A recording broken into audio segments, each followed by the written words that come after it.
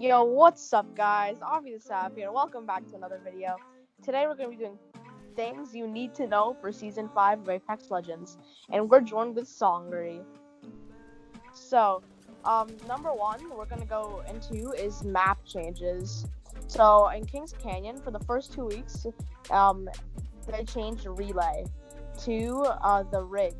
And next to it is Capacitor's Excavation. And, the Rig has nice loot, and if you want to get high kill games, I definitely recommend going there. Capacitor's Excavation is more like a secondary location if you want to get like good rotations to go on there. And yeah, those are like the two main things. And of course, Skulltown's gone and it's replaced. And that place has great loot, and a lot of people go there, so you should go if you want high kill games. So yeah, I'll pass over to Songri with the next tip. Alright, so first, there are gun balance changes, and there's one new addition to the game and one new item. So the new item is called Charge Towers. They're found all over the map, and they can and your teammates and whoever is in the area, once it is activated, they instantly charge their ults. Alright, so now going on to the new gold guns, or fully kitted guns, they are the Longbow, Hemlock, Spitfire, Eva 8, and the RE45. See, the thing about these guns is their hop-ups don't make them extremely good, so these kind of make hot zones a little less relevant in the terms of you have to get to the hot zone in order to get the best loot. So, starting off with the alternator buff, the alternator has gotten magazine size buff from 16 to 19. So this basically means that it just has 3 more shots, which is really good because I always find myself finding only like 2 or 3 shots away from killing a target. Next is the RE45. The RE45 has increased damage from 11 to 12, and they reduced the reload time from 1.74 to 1.5 base and 2.12 to 1.95 on empty. Well, I still find the RE45 is completely irrelevant, by the way, unless it's a last resort. So going on to our next balance change is the Longbow Dmr. The Longbow is the headshot scale is reduced from 2.15 to 2.1. You'll find out why this is fine later. And same for the Wingman is 2.1 to 2.0, and that was how much the headshot scale got reduced. Now, you guys are all gonna like this one. I mean, except for you bots.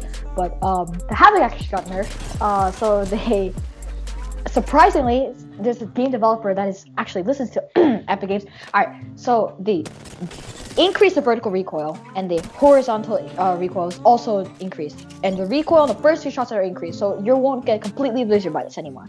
So, and now going on to the big 2. So the Mastiff is actually being rotated out of the care package to a regular weapon in place for the Peacekeeper. So it's reduced damage per pellet is 18 to 13, reduced headshot multiplier is 2.0 to 1.25, increased blast pattern, and then there's increased blast pattern scale on ADS multiplier, reduced fire rate from 1.3 to 1.0, and the reduced projectile size to be more in line with other regular shotguns, increased the mag size from 4 to 6, and the increased projectile speed to the standard shotgun speed. I still think that it isn't going to be what the Peacekeeper was, even when it was a normal care package weapon, but we'll see how it plays out. And so the Peacekeeper is being rotated out of a regular weapon and into the care package weapon, with its power being increased accordingly as well. So they tighten the spread pattern even without the precision choke, and they reduced the reload time from 2.65 to 2.4 base and 3.6 to 3.35 empty, because believe it or not, when the gun runs out of ammo completely, it takes longer time to reload. They also reduced the cock time from 1.2 to 0.9, and they increased the projectile size to improve consistency long range. And talking about hop-ups for a second, the Wingman and Longbow, this is the reason why their headshot got nerfed, because they actually re-added the Skull Piercer involved with the Antler Receiver. And now talking about one last addition is the Gold Armor. The Gold Armor got rid of fast healing, which basically means Lifeline is super good because she's the only character that always has fast healing. And what Gold Armor does now, it doubles the healing of shield cells and syringes. Now, tossing it back over to Avi for the next tip. So today we're going to be talking about legends, and the first legend we're going to be talking about is Octane. His launch pad is not too big of a change. His launch pad cooldown is reduced from 90 seconds to 60 seconds, which is okay. I mean, like, it's not that big of a difference. And now Crypto, his drone, which is actually, this is very useful. in my opinion. He can now ping banners while in drone to warn teammates of like nearby squads in case they're getting rushed or something like that. And Lifeline, Lifeline main, so I'm happy with these changes. Increase Lifeline bin ratio to 20%. Remove knockdown shields from secret compartment loot pool. Only characters with fast shields beside Gibby and Dome. And gold armor should definitely go to Lifeline. Next legend is Bloodhound. Eye of the Allfather increased the sonar detection from 3 seconds to 4 seconds. Decreased cooldown from 35 to 25. Caustic is a friendly gas, no longer shows teammates. Caustic traps are no longer triggered from the other side of the door. So basically, if you can walk through your teammates' caustic traps without being slowed down, which is really nice. And the caustic traps, if you place them on the other side of the door, they don't get triggered if you open the door. Now Gibraltar, I think we all were waiting for this one. He reduced his dome shield duration from 18 seconds to 12 seconds. Now this one, all the Pathfinder mains, I feel bad for you, I'm sorry. The cooldown for the grappling hook has been increased from 15 seconds to 35 seconds. So yeah, he's basically garbage now. Okay. Everyone has been asking for the Mirage buff, and it's here. So now, his tactical, Psych Out, pressing the character's utility action button allows Mirage to gain control of his decoy. When controlling the decoy, it will mimic Mirage's every move. And now they last for 60 seconds, and releasing another decoy will remove the previous decoy. His ultimate, Life of the Party, drop his decoys that mimic his every move. Think Emergency Dance Party from Dummy's Big Day. Cooldown 60 seconds. Passive, Now You See Me. In addition to cloaking when downed, Mirage also cloaks while using a respawn beacon and reviving a teammate, and the teammate is also cloaked. And yeah, those are the important things about Mirage. And now Pathfinder.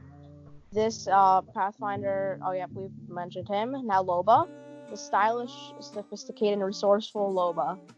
Her tactical, burglar's best friend, teleport to hard-to-reach places or escape double quickly by throwing your jump drive bracelet.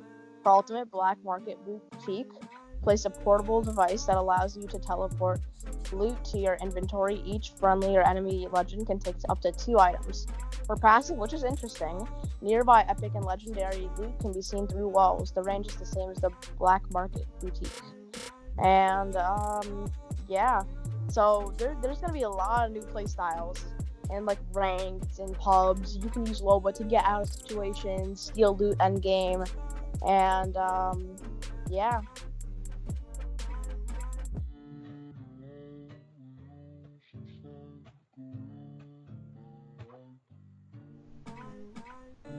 Okay, now we're gonna give it back to Songri. Alright, you seem like a little lost for words there, so let me help you out. Also, I'm a Gibby main, so it's kind of a shame, but it's okay because I got Mirage now. So new thing that you definitely worry about, right? So because Loba's ultimate, the Black Market Boutique, is very good for early and late game scenarios. So what you can do for like low ranks or pubs, I definitely recommend landing somewhere with the charge towers. Charge towers are located in the rig, by the way. There's one in the rig. There was this one game where she instantly charged her ult and she just swiped all the loot from me and my team, and we kind of got screwed over that. So you definitely want to start doing that because you can just make everything not fun for everyone else. And there's also the new Mirage buff is now you shouldn't play Mirage as aggressively, because how Mirage always worked is you could just cloak yourself out of there because you had a cloak, or you could push in aggressively with the cloak. But how you should be playing Mirage now is because the cloaking when you activate your ultimate is like less than 1 second. I definitely recommend using it as a complete escape tool when you are getting shot, because there is a 60-second cooldown on it, which is only 20 more than Wraith. So it's just like a better Wraith phase. So what you can do with it is just constantly spam it within a fight. It's a 60-second cooldown, so don't worry about just clicking the ult button and getting out of the situation. And now to talk about other playstyles like Lifeline. Now, Lifeline is now a really good aggressive character. So if you paired her with Mirage, because both of them have really, really good resurrection abilities, because how Mirage got the buff of his cloaking, and Lifeline has her fast heal. Now Lifeline doesn't have to be sitting back and be the only person rezzing, because now she can go in and she can just fast heal and then she can just kill everyone.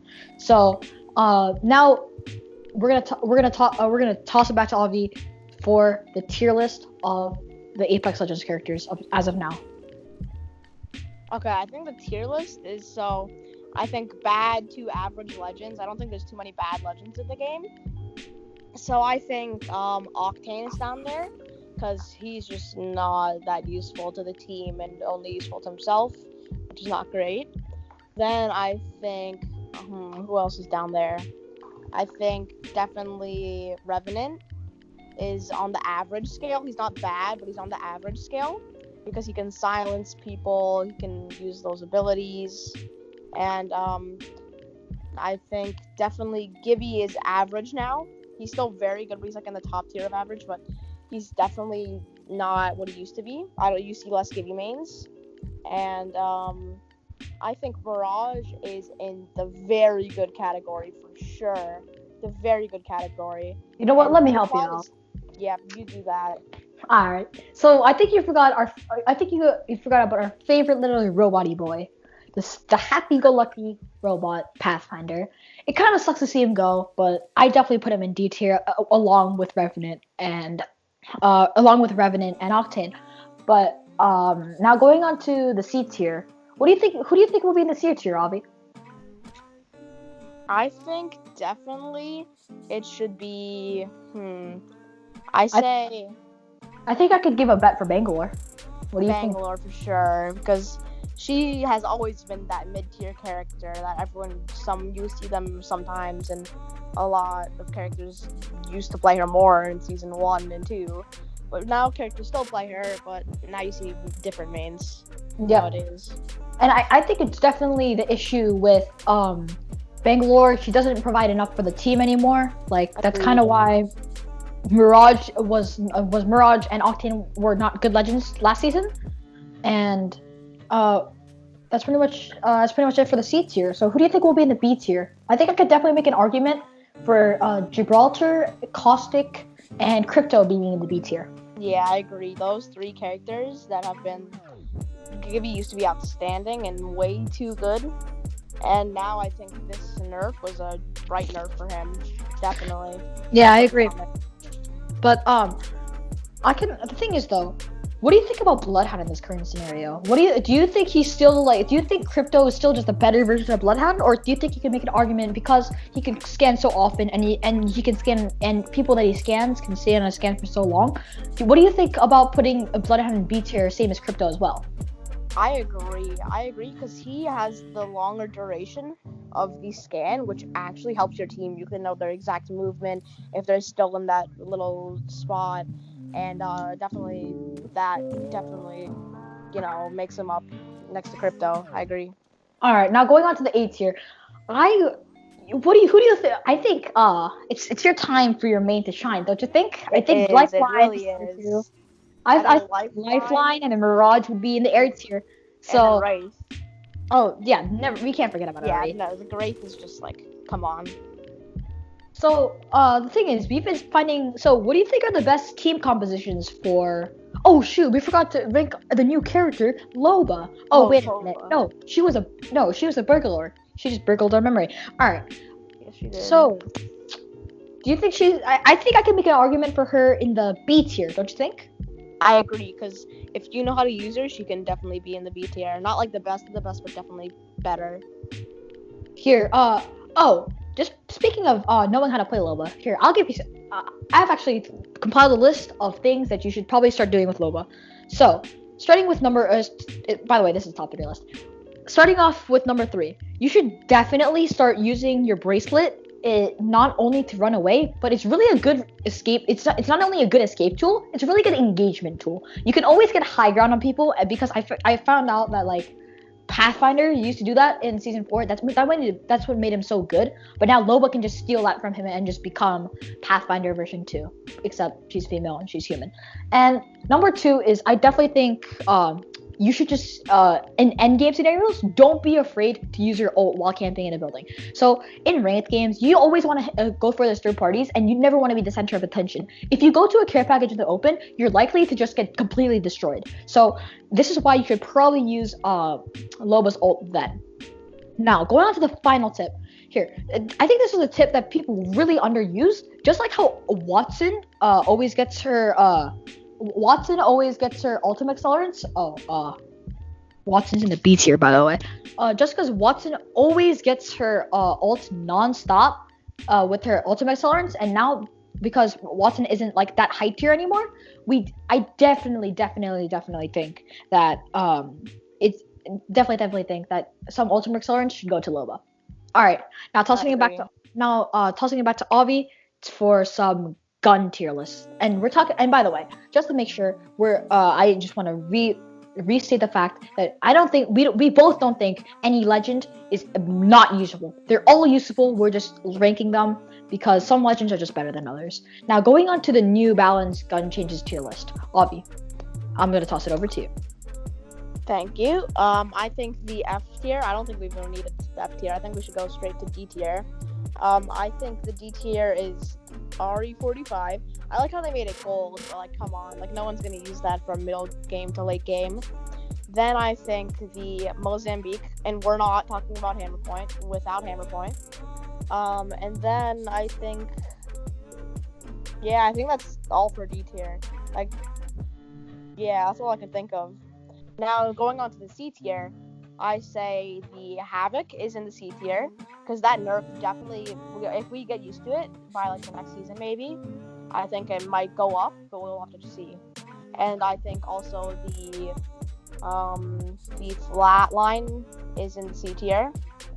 Well, see, this is where I disagree, because when you never really mentioned the P2020, because see, I can make a really good argument of the Flatline like not being in the same class as P20, and because of the fact that even if they vaulted anvil receivers, I feel like it definitely kind of hit hard for the Flatline, but I really think that it's still a good weapon. So I don't. What are your opinions on this, Ari?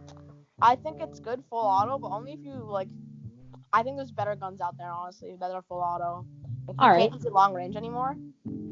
So why don't we round out the C tier with why don't we round out the C tier with a P2020, because I personally believe it's very good once you have an extended mag, because it does actually pretty solid damage, more than I believe it's better than an RE45 in some scenarios, because come on.